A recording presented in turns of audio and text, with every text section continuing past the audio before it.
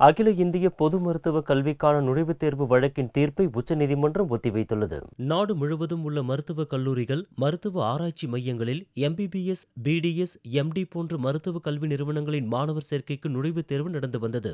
இந்த தேர்விற்கு பல்வேறு மாநிலங்கள் கடும் எதிர்ப்பு தெரிவித்தன. இதனால் கிராமப்புற மாணவர்களுக்கு மருத்துவ கல்வி பயிலும் வாய்ப்பு பறிபோய்விடும் என்று மாநில அரசுகள் சார்பில் தெரிவிக்கப்பட்டது. பல்வேறு மாநில அரசுகள் உச்சநீதிமன்றத்தில் மருத்துவ கல்விக்கான நுழைவுத் தேர்வை ரத்து செய்ய கோரி வழக்கு தொடர்ந்தன.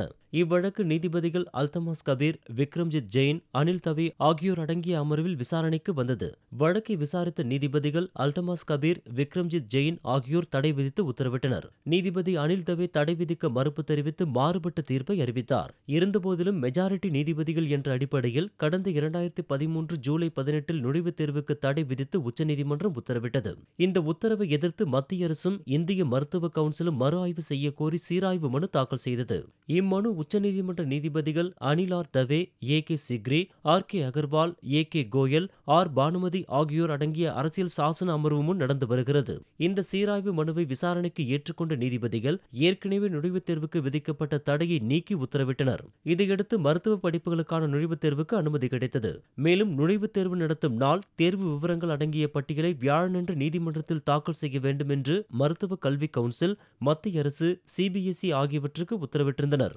வியாழனன்று நடந்த விசாரணையின் போது மருத்துவ நுழைவுத் தேர்வு நடத்த தமிழக அரசு சார்பில் கடும் எதிர்ப்பு தெரிவிக்கப்பட்டது. இதைத் தொடர்ந்து நீதிபதிகள் வழக்கை ஒத்திவைத்தனர்.